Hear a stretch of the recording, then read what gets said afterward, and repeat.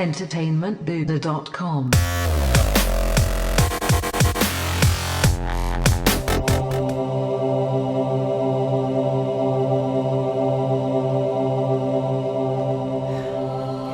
Hey everyone, Matt Heywood from entertainmentbuddha.com bringing you a little video preview of Crystal Dynamics' Rise of the Tomb Raider. So I got to check it out last week at a New York City preview event at the Xbox One Loft, and what we're looking at here, this is just B-roll, this isn't me playing, but I had to show you the visual fidelity of the game, at least in this first clip. We're going to get to some actual just straight gameplay coming up, but unfortunately it is not in HD. So anyways, you got Laura here again, looking better than ever, bigger badass than ever, and this time around she is trying to find this divine source, which this group, the Order of the Trinity, is giving her shit for. So, as always, she's going to be getting her ass kicked, falling down, but kicking other people's asses and taking names like we know Lara Croft can do. So just, beautifuls are, not the beautifuls, the visuals are beautiful. How about that? So again, just B-roll here. This isn't me actually playing, but we had to lay down a voice. What you see here, this is what we call an optional challenge tomb that you'll get throughout the game. I actually did play this one. It is pretty cool. Very puzzle-centric. So this is, we are coming to the end of the clean-looking HD footage, and now we're transitioning over into 960 by 540. So this is B-roll, but it's pure gameplay. That's why I wanted to keep it in. As you can see, Laura's in a snowy area this time around. This is actually in Siberia, here at this Russian communications facility where some shit's going down that she's investigating. Gameplay-wise, very similar to the Tomb Raider reboot from a couple years ago. It's fairly open world. You got campfires, you know, Laura obviously, she can climb, she's got her bow. I mean, the bow, again, is one of the first weapons you get when you end up in Siberia here. There's going to be submissions like here. This is just a side quest where we're breaking down some communications at this base. So I wish this was in pure HD just so you get the feel of it. You get to see a little bit of this segment in the clean footage. But again, you know, the game really is. It's about how you want to tackle things. If you want to be stealthy, be stealthy. If you want to come out guns a-blazing, you can do so. You'll probably get your ass kicked, but you can do so. There's going to be pickups throughout the world. This is one of, I mean, I would consider this a collectible here. These chests contain typically advanced weapon parts to help either get yourself a pistol or improve your bow, so on and so forth. So Laura's still got her skills with jumping and climbing around. She can also highlight areas of interest throughout the world, which I find to be very useful. I know it kind of takes the immersion away by, hey, look at this glowing yellow thing. Why don't you go check it out? But in an open world like this where there is so many things to do, it is nice to kind of have indicators, visual indicators of where to go, what to do.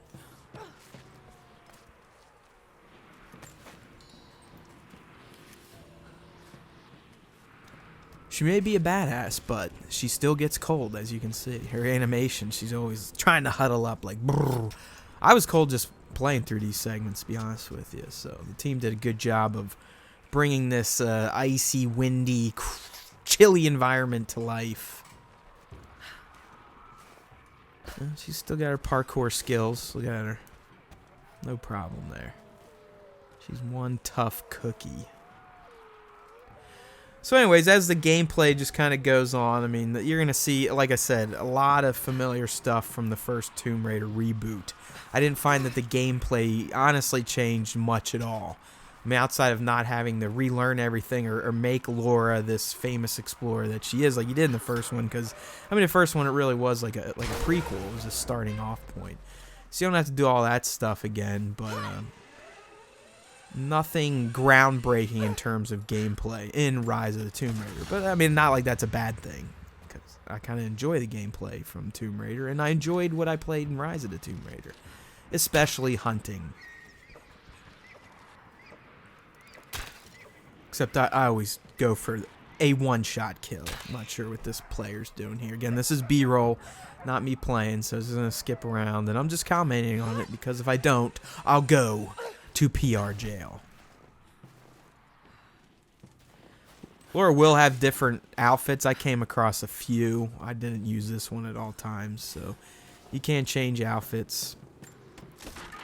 Plenty of stuff to rummage through and pick up. I mean, a lot of crafting again. You can create poison arrows, improve your bow, this, that, and the other thing. So a lot of stuff you can do at the campfires. Campfires were used as your save point as well as where you can upgrade your skills and your gear. So we're still working through this submission of taking down these communication boxes. Excuse me. So yeah, so the Order of Trinity, there's some bad mofos, as you'll find out when you play the game. So I did get to play the first 2.5 hours of the campaign unadulterated. And this is kind of where we ended up, was in this snowy area. So like I mentioned earlier, campfires make a return, your base camps. I am becoming increasingly fond of recording these messages to you. Anna says that I need time away from my books and papers every This is where you can so often. upgrade your If skills, I so remember brawler, why I'm hunter, doing all this. then kind of your survivalist I know deal. you hate me going away, but it will be worth it one day. It will all be worth it. Sending my love to you. Work hard in school. I know Excuse me, sorry about that. feel like it at the time. I think I swallowed some of Laura's campfire It smoke. taught me independence. How to look So I tended to go with the hunter during my playthrough. I found that many of the skills were suited to what I wanted to do with the bow and arrow. I was actually trying to do things stealthy, which usually isn't my type of gameplay, but there's something about hiding in bushes, popping up like an Ewok, and blasting bad guys with a bow and arrow. So as you can see, the environment, it's usually pretty clearly marked where Laura can climb and traverse on textures like this rock wall. Trees again, see how it's kind of etched down. That's letting you know, hey, you can jump on me. He's clearly had some experience with interrogation techniques before. We think he's the leader of the Remnant. He has to know about the divine source. Find his weakness. Go, Laura, go. Get creative. this prisoner. So this area is huge. I don't know if this is going to be the area for the entire game. I kind of have a feeling things will jump around a bit more than it did in the first Tomb Raider reboot. But I didn't really make it outside of this Siberian Russian camp. So I probably came across 5 or so base camp sections. So I'm assuming this is going to be a core area for the game.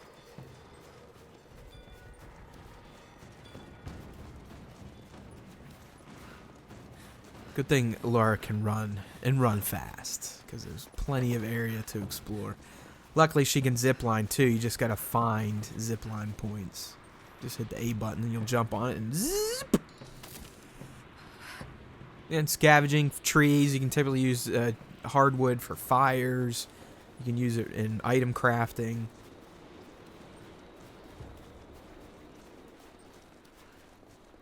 Have you done it? The repeaters are offline. It's done. Alright, so this dude, he's part of this clan that has been living in this woody area, or snowy woody area for years. Some may even see centuries. Didn't get that far enough into the narrative, but let's just say these people, that guy you saw, I believe that's Jacob.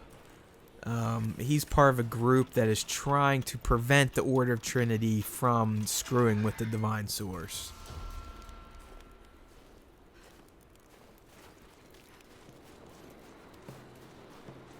So she does meet a few friendlies along the way, although she is on this journey by herself for the most part.